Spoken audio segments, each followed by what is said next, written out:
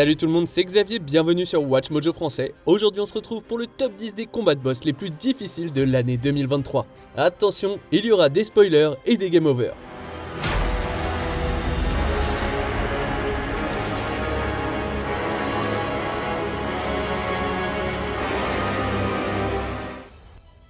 Numéro 10, Ultimalius, Final Fantasy XVI.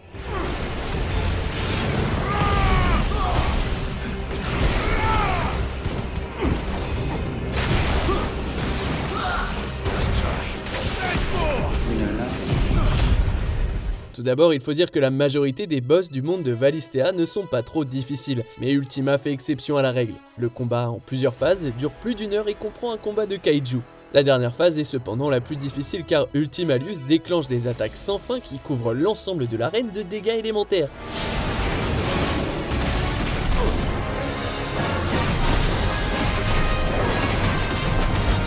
Toutes les capacités d'Iconic sont apparemment à sa disposition et elles sont tout aussi spectaculaires que puissantes. Ça pourrait s'avérer utile de sortir tous les élixirs que vous aviez mis de côté.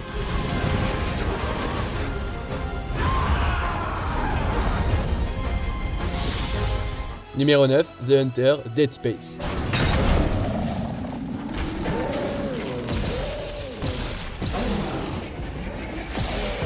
Même à bord d'un vaisseau spatial désaffecté rempli de monstres morts-vivants, The Hunter est le plus terrifiant d'entre eux. Pourquoi ?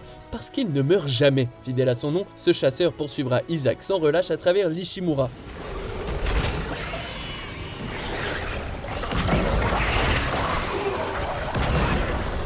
La seule chose que l'on puisse faire pour le ralentir, c'est de lui trancher les membres et de s'enfuir. Au moins jusqu'à la fin, où vous pouvez le réduire en cendres grâce à un moteur à réaction. Mais c'est plus facile à dire qu'à faire, car vous avez une horde de nécromorphes à vos trousses pendant tout ce temps.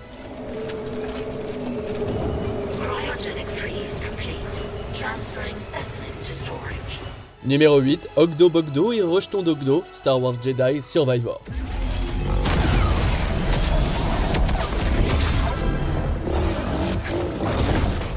J'en ai ras-le-bol de ces grenouilles. De toutes les créatures que Cal Kestis a dû affronter dans sa fuite de l'Empire, aucune n'est aussi exaspérante que ces amphibiens spatiaux géants. Ogdo Bogdo était déjà une plaie dans Fallen Order. Le rejeton d'Ogdo est encore pire dans Survivor. Et pourtant, pour une raison que j'ignore, l'un des défis de force optionnels consiste à vous faire combattre les deux en même temps.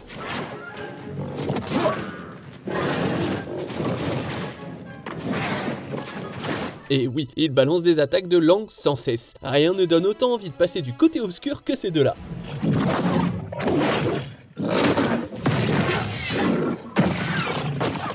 Numéro 7, Verdugo, Resident Evil 4.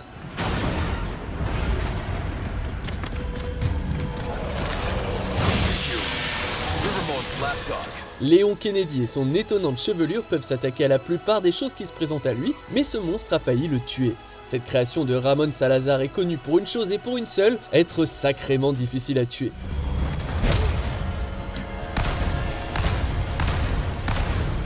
Le seul moyen de l'assommer, c'est que Léon l'expose à des températures glaciales avant de tirer toutes les balles qu'il a dans son arsenal, et même là, c'est pas toujours suffisant. Verdugo frappe fort et il frappe vite, et il peut surgir de n'importe où. C'est pourquoi le jeu vous donne même la possibilité de sortir plus tôt que prévu, au lieu de terminer le combat. Fallait prévoir le lance-roquette du marchand.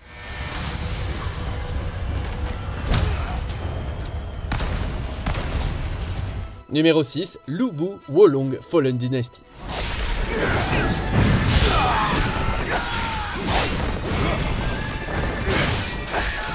L'un des guerriers les plus tristement célèbres de l'histoire, loué pour sa force dans un jeu développé par les créateurs de Nioh. Faut-il s'étonner que cette bataille ait complètement anéanti la plupart des joueurs ?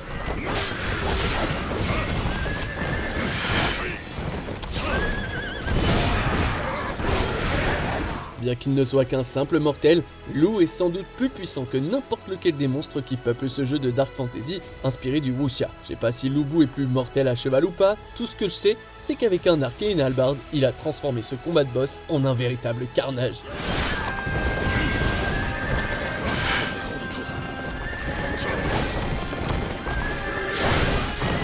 Numéro 5, Raphaël, Baldur's Gate 3.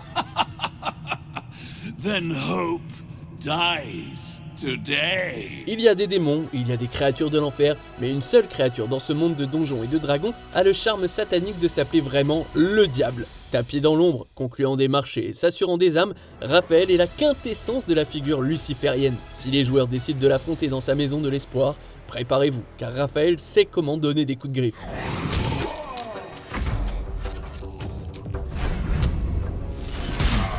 « 666 points de guérison, un groupe de démons et 4 tours qui lui donnent constamment des âmes. Danser avec le diable, ça n'est pas une mince affaire, alors espérez pouvoir suivre son rythme sous peine de devenir un résident permanent de sa demeure infernale.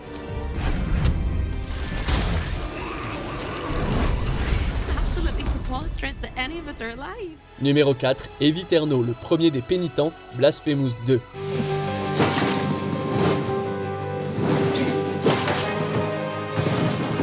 Le deuxième opus du miracle de Grievous n'a pas déçu en ce qui concerne l'assaut de nouveaux ennemis que le pénitent a dû affronter. Parmi les membres de l'archi-confraternité, aucun ne frappe plus fort qu'Eviterno.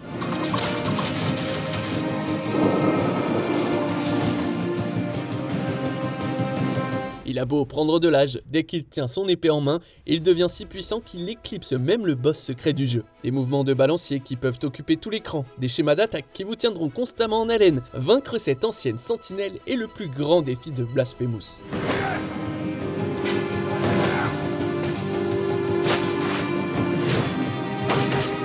Numéro 3, IB01, Cell 240, Armored Core 6, Fires of Rubicon.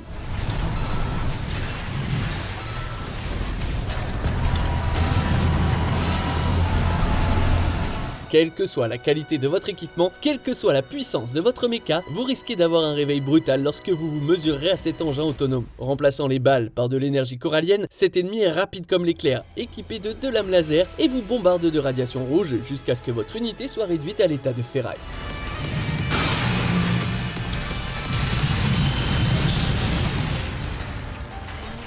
À moins que vous n'ayez le meilleur des builds ou le temps de réaction d'un dieu, préparez-vous à être humilié, beaucoup, parce que ce robot géant ne ralentit jamais.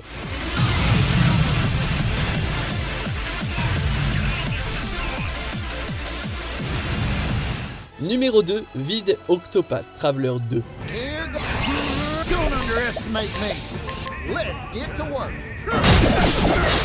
C'est un JRPG, bien sûr qu'il y aura une entité cauchemardesque avec une réserve de santé absurde qui vous attendra à la fin. Même si vous avez accès à vos 8 compagnons en même temps, Vid reste un énorme problème à gérer. Des attaques qui peuvent anéantir tout le groupe, des phases multiples, l'apparition de membres avec leur propre barre de santé, le fait de se remettre sur pied, c'est le seul moment du jeu où la stratégie n'est pas seulement encouragée, mais aussi primordiale pour votre survie. Autant se mettre à spammer Hired Help et Sidestep.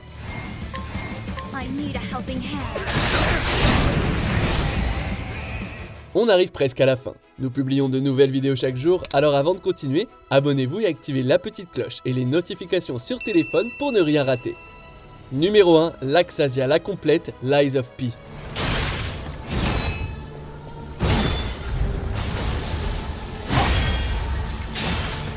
Vous vouliez un Pinocchio à la Souls, et bah voilà un Pinocchio à la Souls. Bien que des boss comme Simon Manus et la marionnette sans nom aient pu lui faire concurrence, c'est Laxasia qui remporte la palme en termes de difficulté pure.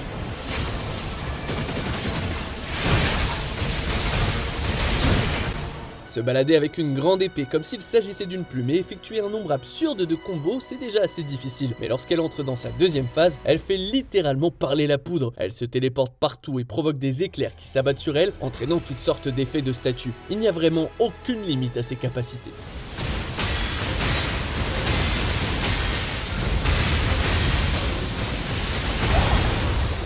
Lequel de ces boss vous a fait rage quit ?